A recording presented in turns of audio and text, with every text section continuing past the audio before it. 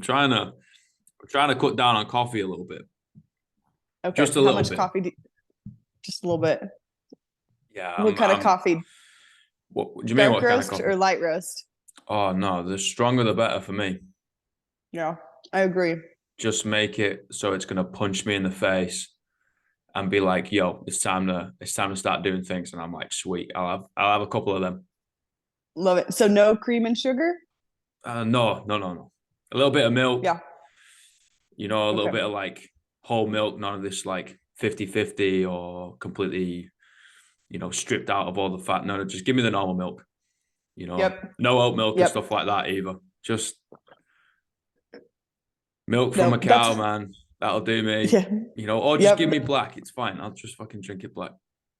Yep. That's how my some of my family members, they'll drink coffee and say they love coffee, but they'll have like this much coffee and the rest will just be the fake sugared creamer. And I'm like, you hypocrite. Don't Yeah, even man. talk to me.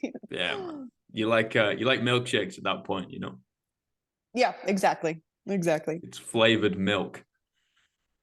And the worst is when they ask for that decaf. Oh man, I take a personal insult.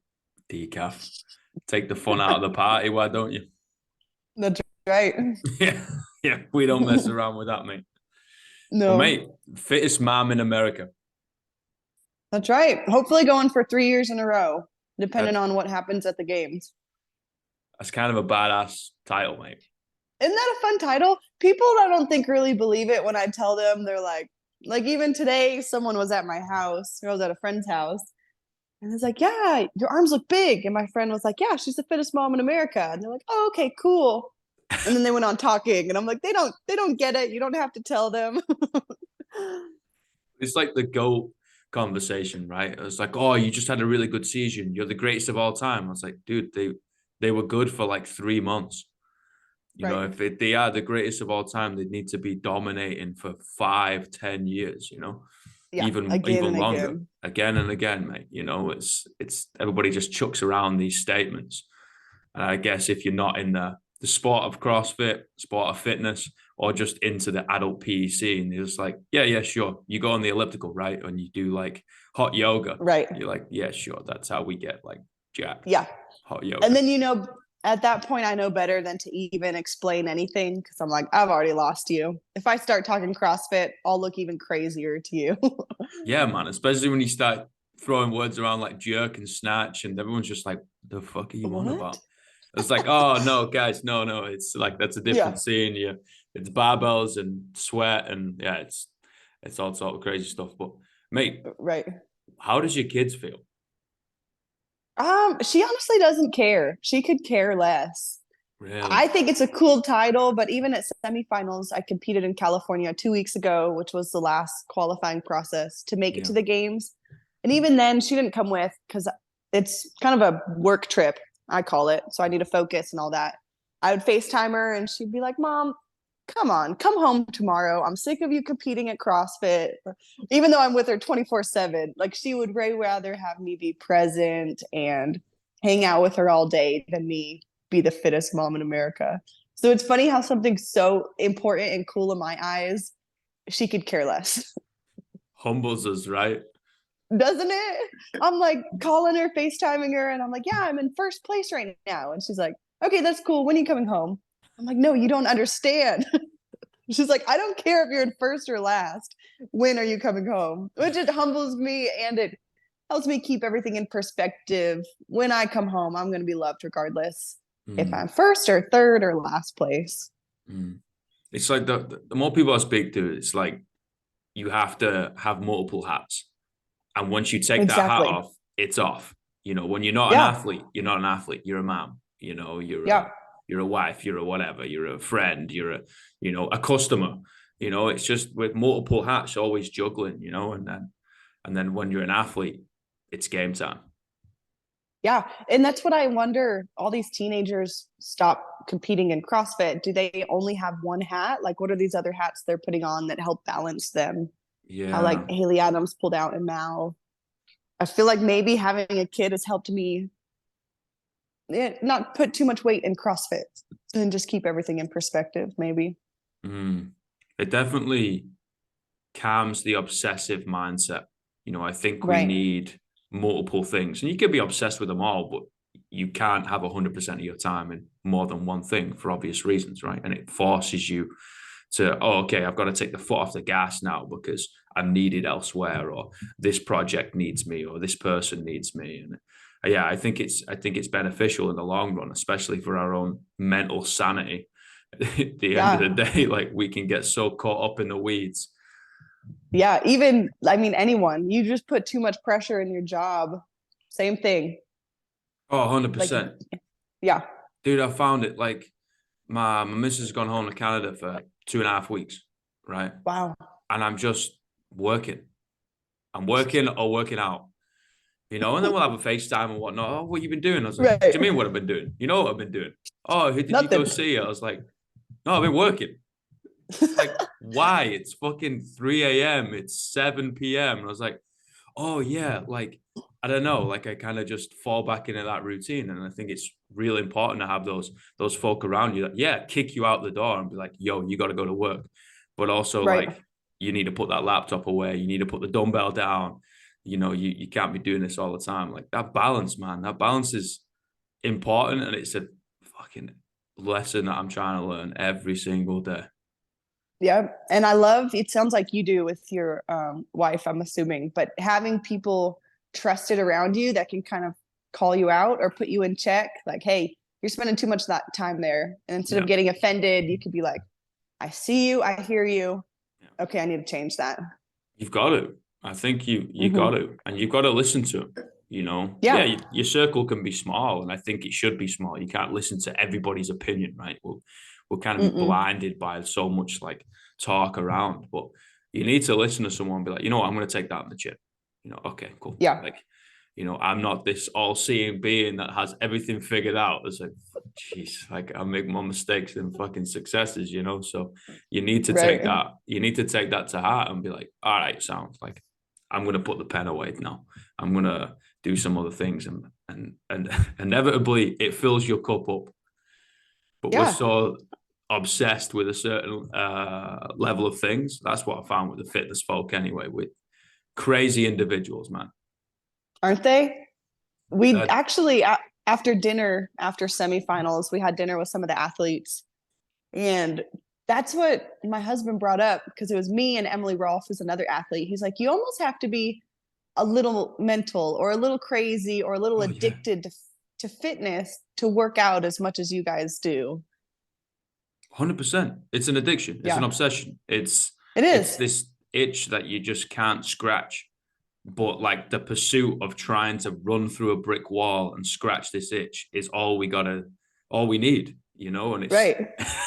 it's a bit of a strange thing. And the way I put it across to people that have no idea what this fitness thing is, sport, professional sports, and I'm just like, well, if they weren't doing that, they would probably be an addict into something else, Exactly. whether that's booze, lines, whatever it is. They would be addicted to something. Work, some people, they transition from sport and they're really productive in work, and that's great, but they're Right. a little bit imbalanced mentally, a little bit crazy folk, man.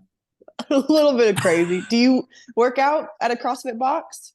Yeah, man. Like, I like to lift. I'm one of those folk that I gotta do burpees. Are you taking the mic? I gotta do 5 burpees. No way. No, I like to lift, but I'll do some Okay. CrossFit. Yeah, I've done CrossFit for a long time. I'll coach it. I'll jump in. Cool. I'm kind of preparing for something in the not so near future. Okay. So it's longer, lower intensity, a lot of sled work. I'm just like, I got to get the back and the knees fucking slowly be able to just handle so much volume. So I've kind of taken off the intensity piece and just be like, yo, let's build like a huge base of this pyramid. Sweet. But yeah, man, if I don't work out, I'm unhinged. It affects everything. Your mood, how you see yourself, how you sleep, Oh, all of it. dude, it's not good, man. It's not good. We're Not. addicted. So how would you describe that to somebody who has no idea? It's just like, yo, why are you doing this fitness thing? How would you describe it? Man, I had to take a week off last week just to rest from semifinals. How was And that? it was hard, Yeah. but I know I need it. So I forced myself to rest. But it's almost like you're one person and then you work out and sweat, and it instantly makes your day so much better. Yeah. It's like you can't describe it, you can't put it into words. You just have to go through it, mentally suffer, sweat. And when you walk inside from being done working out, it's like you see your whole day different. You have a fresh perspective, you're in a better mood, you feel better about eating what you do for dinner, you sleep a little bit better. Kind of just gives me peace of mind. Mm. It's that mental suffering, Right. I think, is important to us, right? It's a meditation. You know, Right. it's like you're given the key to a door in the back of your brain, and you can finally unlock it, and you're like, oh, that's how I feel. That's what I'm thinking. That's what's going on. You know, and it's like, yeah, sometimes you just got to go through a workout called Fran, or go through something that takes 30 minutes or 2 hours, or, you know, Right. just Yeah. put in the sweat equity. I know. And I couldn't even tell you what I'm thinking about the whole time, but your brain is thinking the whole time about the day, what you have to do, how this feels. So it's like mental therapy almost a little bit. 1000%. You know, Mm-hmm.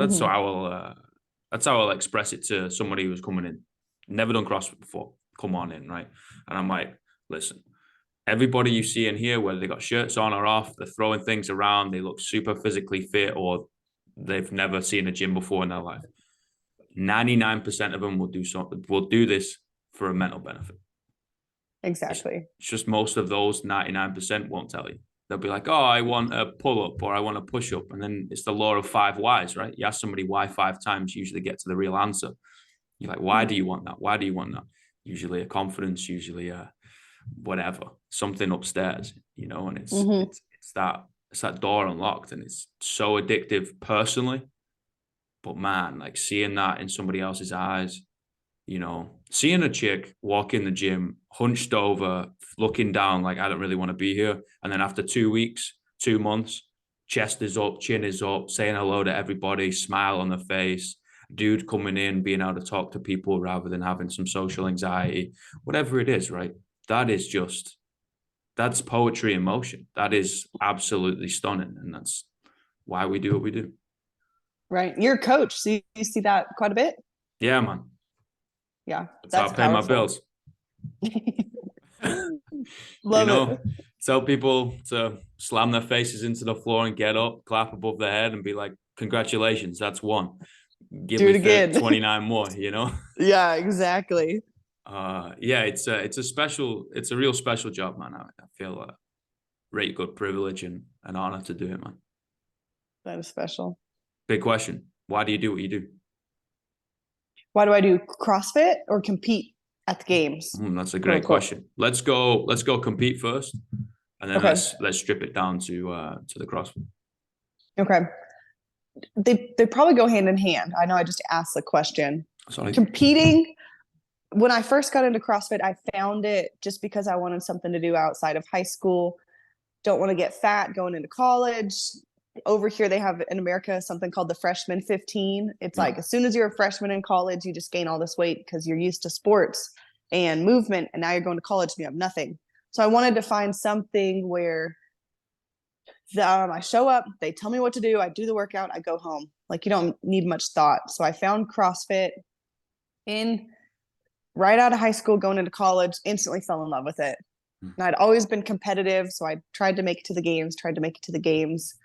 And then I ended up stepping out of the CrossFit competing, had Blakely, got back into CrossFit, and I just got back into it because I loved it. Like I loved the sweating, I loved the mental aspect, and it was a little bit of normalcy I still had in my life at the time. And then I just focused on health, focused on eating right, focused on showing up 4 times a week, if that happened, 5 times a week. And then competing, as bad as it sounds, just happened naturally. Because I do love CrossFit and I fell in love with CrossFit itself, but I never started CrossFit to be competitive or to be top 10 at the games, to be fittest mom in America. I just did it because I loved it. And all of this has kind of just blossomed from it, which is fun because I never have the expectation of I have to go to the games and I have to stand on the podium. Mm. Like as long as I'm there, I'm having fun, I come out healthy. I'm always the past 2 years I've been super pleased with the outcome because there's no pressure. I don't personally care if I stand on the podium. I love competing. I love all the free stuff they give me. I kind of love the title of being a competitive CrossFit athlete, but I don't make that my number one hat, kind of like we talked about. Yeah. Yeah. It's a medium we use to improve our life, right? This Yeah, fitness thing. You know, a lot of right. people get wrapped up around it. It's like, oh, you're a pro athlete, bro. And it's like, well, yes and no. Like it's adult PE, man. You know, Yeah, it's how you become a better person. You know, and if it's something that you enjoy, man, like you get some enjoyment and fulfillment out of it, and a little bit of happiness. Like, hell yeah, yeah. keep doing it. It's the same as like I like walking up hills with pink dumbbells. That's it. Do your thing. You know, if that's what Right. makes you happy and it brings you some sort of joy, go do that, Then man. do it. Yeah. Yeah. And if you can make money from it, even better. Now you're laughing. Now you're Right. absolutely laughing. Free shit as Right. well. I'll be taking Exactly. those no bulls. Thank you very much. I know all the gear, which is amazing. But yeah, CrossFit kind of found me and then I fell in love with it. I just love the idea of this isn't my life right now, but back then it was show up, tell me what to do the work, leave. There's not much else you have to think about because the coach kind of runs everything and you don't have to program anything. Yeah. Yeah, it's definitely a great tool, especially for individuals that used to play sport.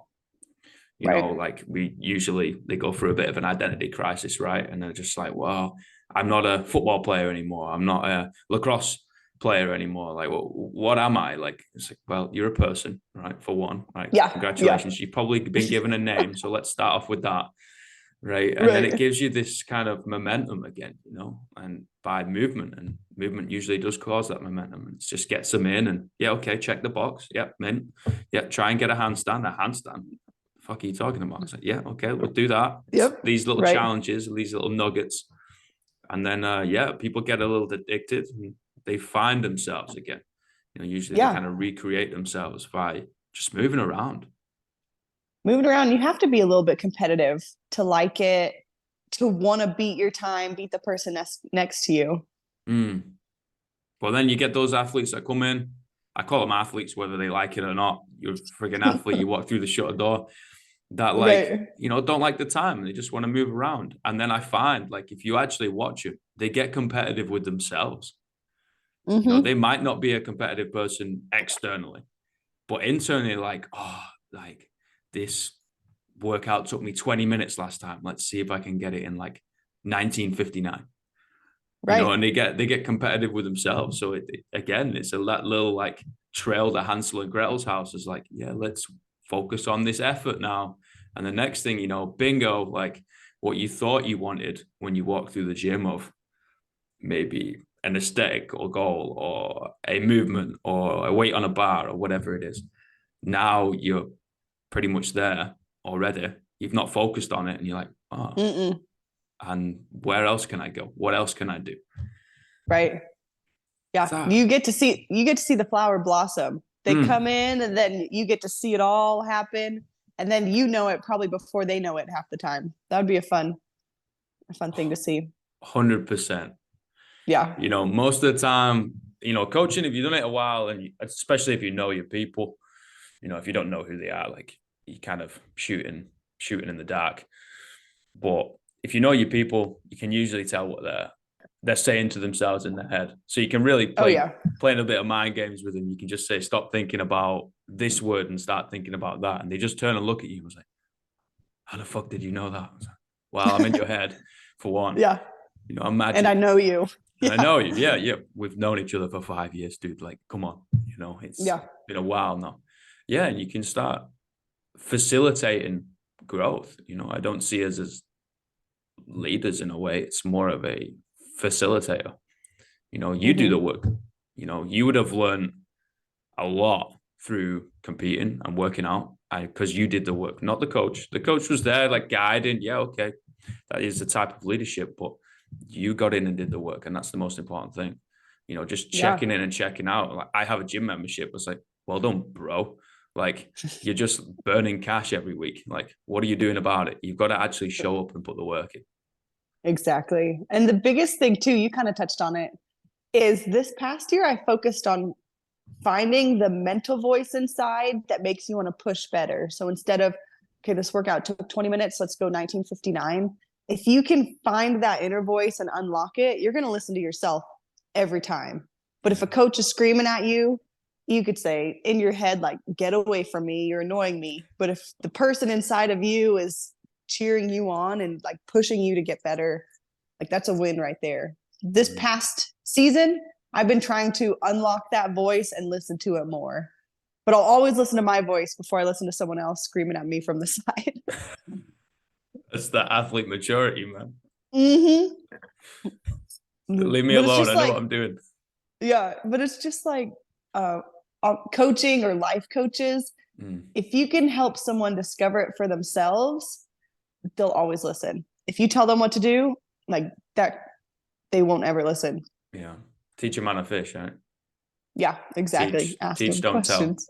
It does Right. my fucking head in, man. Like, oh, this is what you're gonna do, blah blah blah. It's like, tell them why, tell them how, Right. like, teach them, rather than just reading off the board. I'm pretty sure that everybody can read. Like, stop just reading word from word. It's not a bloody PowerPoint presentation, I used to go to sleep with those in school. I'm not sure about anyone else. I'm like, if you're just reading from this board, mate, I'm catching I'm up on out. my sets. Yeah, 100%. Right. My question would be, what made you embark on that journey of trying to listen to the voice upstairs a little bit more? I had a I have two examples. One of them happened in training. I used to have a coach, I don't anymore, and he would tell me to like go faster on the bike a lot of times. And a lot of times in my head, I would notice like my negative talk in my head. I would never say this out loud, but I'd be like, get away from me. I'm trying really hard. I don't want your opinion right now. And then another moment happened actually at the games this past year. There was an event where we had to do wall facing handstand push-ups on these big blocks. And I could hear him screaming at me from the crowd. And I just look over and he's like, do 2 reps or do singles, like telling me what to do. And I just remember being like, in my head, which is horrible, I was like, F you, you don't know how hard it is to climb up on these blocks. And I purposely did 3 reps, even though he told me to do 2, because I was like, you don't know me. You don't know what pain I'm going through. Don't tell me what to do. So I just noticed I was being really rude and negative to someone who was just trying to help me. So I was like, you know what? I need to distance myself and try and just encourage myself, because I might have looked happy to him on the outside, but inside I had all this negative thoughts of like, I'm trying really hard. I don't like you yelling at me. I don't like this. I don't like this. And I would leave the gym in a bad mood. I was like, I need to distance myself, find that inner voice inside of me that'll tell me to, okay, go faster. Okay, maybe try 3 reps. And then for some reason, I like listening to myself better than I like listening to someone else. That's just the type of athlete you are, right? And Right. sometimes it's the personality that you have as a person, and Right. I guess it's our job and your job and the synergy and the coercion between us both to figure that out and be like, okay, cool. That's not how I need to communicate to you. I need to communicate that to somebody else. Or there's those different Right. styles of like, we're saying probably going to be saying the same thing, but the way we say Exactly. it needs to be so Way different. different. Yeah. And so it's a lot of, I call them helicopter moments. So something happens, you're in a bad mood. Okay, let's be the helicopter. Why am I in the bad mood? What happened before this that put me in the bad mood? So just a lot of self-discovery of what actually happened versus what are my feelings telling me, because my feelings might lie to me. I feel like I think a lot. I feel like I sound really deep right now. It's just a lot of figuring out what works for me and what doesn't work for me. Yeah, why are you like that? Because a lot of, let's take the stereotypical jock, right? Stereotypical athlete. They're just like, yeah, bro, let me just go in and like smash my face into the floor and feel the burn. And then like, I'll turn and look at my coach and just do what they say and run through brick walls. You're like, okay, great. They're fantastic athletes. You're usually a bull in a china shop, and we've got to be very careful what path you put them on, because they will literally fucking kill themselves on the gym floor. You know, Right. what makes you that athlete that has the helicopter moments, or at least forces you to take a step back and self-analyze rather than just, oh, what do you want me to do? Okay, I'll go do that, and then push the blame and point fingers. Right. I think I've been burned in the past, as bad as that sounds. I've had two different coaches who have been good for a season, and then when the season was over, it was not good anymore. So I had a helicopter moment, like, why is this happening? What is going on? And a lot of it just came from, they were amazing people, but they don't know my abilities as an athlete. They didn't really know how to help me further. They didn't have enough experience, as bad as that sounds. So like some of them, like I didn't qualify for the games last year through semifinals, so I had to do the last chance qualifier. So that was a big eye opener that, okay, I trusted this person 100%, but what he's doing is not working. So I need a helicopter moment. Is it me not working hard enough, or is it just not the programming I needed? And unfortunately, it wasn't the programming I needed.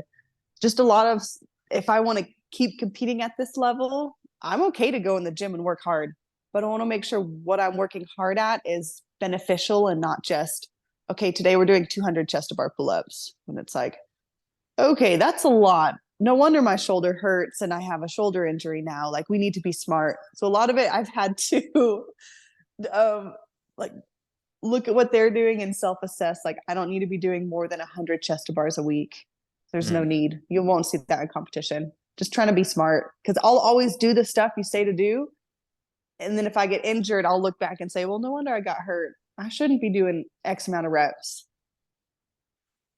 Yeah, that's the thing, right? Like, a lot of the time, us athletes, if we got the athlete hat on in the moment, we're like, yeah, man, I'll jump. Like, you say Exactly. jump, I'm not even asking how high. I'm in the air, you know? Right. You're like, And I'm not going to be weak and not do this. I'm strong enough. yeah. And you get that mental conversation with yourself, right? You're just like, don't be a bitch. Come on, we can do this. Yeah, exactly. You And get you it. So usually can. But then we have a bad ankle, bad shoulder, or mental health suffers, sleep starts suffering, volumes like triple the amount it needs to be. You're like, wait, hold on a minute. exactly. What's going on? Shoot Yeah. yourself in the foot and tell yourself to run a marathon. Probably not wise, but we'll do it. But we'll do it. Yeah, exactly. Like, yeah.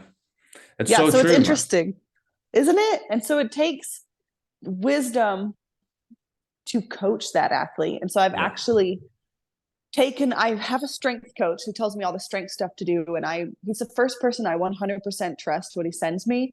And then as far as the cardio stuff, I've been doing my own programming, because I know I listen to myself a lot better than others. And I'll listen to it and I'll map out, okay, we're doing all this stuff this week. We're not doing more than 100 GHDs. Make sure this programming works for that. We're not doing more than 50 cleans, just like having numbers of, because I'll listen to it even if I write it, but I don't need to do anything stupid numbers like that. Yeah. And you also truly know how you feel, Exactly. rather than like trying to rely on words to communicate. A lot of the time, words, what the fuck is a word? It's not Right. going to completely encapsulate how you feel. Like, you're going to truly know that. And yeah, okay, it takes humility to be able to have the conversation with yourself and be like, yo, maybe we need to dial back. Maybe we need to keep pushing. You need to be Right. truly honest with yourself. But you're going to know how you feel. Like, a coach, especially if they're remotely, and it's not Yeah. like all the time, each day, sit down, have a FaceTime while you have your breakfast or something. It's going to be hard to tell that and portray that with both ways, man. Both ways. Yeah. And It this really is. programming for fitness, fitness in general, CrossFit, it's difficult. There's so much that goes involved, especially when you want to be competitive. Say the Yeah. games, you got to do everything, man. Yeah. And there's so many different movements. How do you know which ones to hit each week? Do you hit all of them each week? Is it too much if you do back squats after this? There's so much to think about. So much to think about. Yeah. And I think the way to go about it is probably what you're doing. I think there's going to be a lot more athletes taking this route of, I got somebody I talked to for the strength side. I got somebody I talked Yeah. to for weightlifting tips and tricks. I got a gymnast that I talked to, and it's all like amalgamation, and it becomes like a team. Like HWPO is a great example, right? Yeah, They've great created this example. this team where everybody kind of bats off each other, rather than I'm going to go to fucking Joe Blogs down the street and he's going to write everything. I was like, well, that worked back in 2012. That worked Right. back in like 2002. And it was fantastic. And guess what? You're going to get bloody fit. You're going to get really Yeah. fit doing that. But as coaches, we need to take the responsibility of like, hands up. Hey, guys, like, I don't know everything. And I'm Yeah. going to need to talk to some people to make sure this is right for this individual, and then this individual, and then that individual. We need a bit more of a combination, a coercion within coaches, rather than just like, I have the best training protocol and principles. It's like, go fuck yourself, mate. No, you don't. Yeah. It's all No, fitness. you get it. You're 1,000% right. And I think if you can take your, like, put your pride aside and say, this person is a pro, I will ask you for help, speaks volumes. As with everything, you got to check your ego. Yeah, true. It's hard sometimes, though. Especially dudes, man. I can see it. Man, it's like face planting a wet salmon. You're like, this is not pleasant, man. Come on, we're not getting anything done here. Put your tape measures away and let's fucking start working some progress. Right. You just got to remember, you're good at one thing, you can't be good at all of it. No. Yeah. Jack of all trades, master of none, man. Yeah, exactly. I got 3 questions. Okay. What's the greatest piece of life advice you've ever received?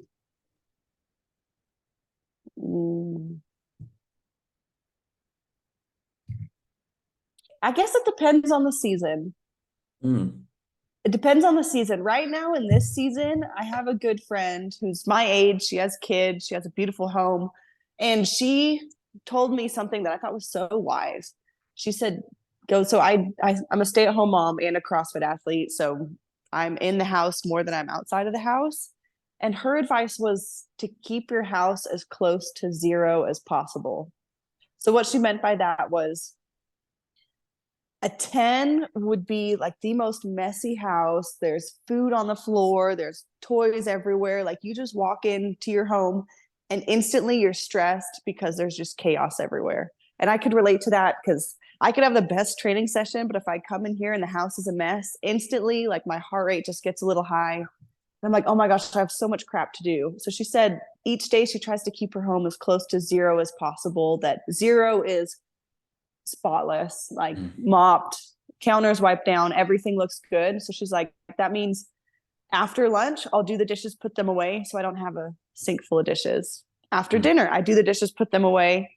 Before Blakely goes to bed, I'll put her toys in her room. So just at all times, the house looks nice. And she's like, the inner peace you have walking into a semi picked up clean house is worth it if it keeps you each day feeling a little bit more peaceful. So that stuck with me because I'm in the season of life where I'm in the home a lot. And I do find that if I get overwhelmed by having to clean and then having to train and then come back and clean, my recovery is messed up and I can't train as hard as I need to. So I need to keep the peace in the house as well as when I go to the gym. Keep the peace. So that was the life advice. Yeah, keep the peace mentally. And as vain as it is to want to have a pretty house, it affects me. No, it's not vain at all. Fuck that. Like, yeah. If it affects you, it's not vain. Hell yeah, no. True. Keep so that's what she told me probably 2 months ago, and it just stuck with me, and it's helped me not feel that super overwhelming feeling in a long time. I like that a lot, man. What's the worst piece of life advice you ever received? I always think of this, and it's in the season of life when I was pregnant. Yeah. Your body's changing, you feel weird all the time, whatever. The lady, I used to work out at a gym, different town. This lady, who I wasn't like really friends with, but I knew her, came up to me and she was like, congratulations, you're pregnant. Now you get to eat whatever you want for 9 months. You want cake? Go eat cake. You want a burger? Eat a burger. Eat 2 burgers. Who cares? You're pregnant. Enjoy food. Eat food. Worry about it later. And I just looked at her and I was like, you're telling me to like eat bad food for the baby. I didn't say this out loud, but in my head, I was just like, you're telling me to basically get fat, gain 100 pounds, and then I'm going to hate myself as soon as the baby's born, and I'm going to be so overweight and miserable. I was just like, that's the worst advice I've ever heard. Yeah, like it's a magic pill. Yeah, Calories don't count exactly. when you're pregnant, guys. You heard it here. You're like, are you They fucking don't. crazy? Yeah, they don't count on vacation Yeah, and when you're yeah. pregnant, supposedly. Birthdays and every Yeah, day with a Y in it, you know? yeah, exactly. Wow. Nice piece of advice. Yeah, That one's going straight in the bin. Thanks for yeah, that. exactly. Do not follow that one. Yeah, please don't. What are the 3 words you tell your younger self?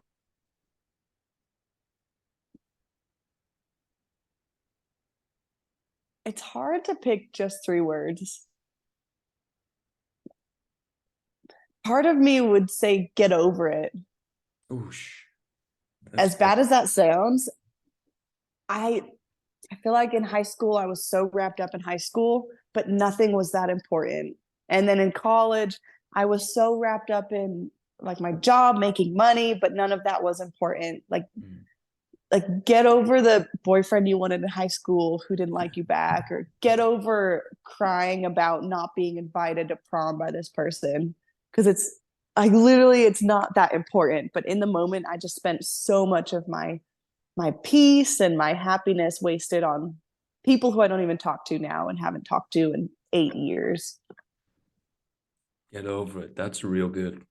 And if I could see like how awesome my life is now and that I'm this competitive athlete, I wish I could tell myself, get over it. Look what you have to look forward to. Yeah. Yeah. That's the problem with hindsight, though. And like looking Isn't forward, it? right? We're going into the abyss, and it's like, what the fuck is going to be in there? Who knows? Yeah, good or bad. You have two options. Take it all in, man. That's life. Mm-hmm. Chief, thank you so much for this. This has been an honor and a privilege. Yeah, thanks for having me. You seem Nah, like you're a great coach. I love what you're doing with your clients and athletes. oh, I appreciate it, man. I just talk shit and they bring the magic, you know? But you got a little more up there. You can Ah, dissect what's going on. I mean, some people might argue against that, but I Maybe. appreciate But it. Thank you. thanks for having me and adjusting with my time and all No, that. of course. You have a great day and we'll speak soon. Thank you as well. Thank you, man. Bye Bye, bye. everybody.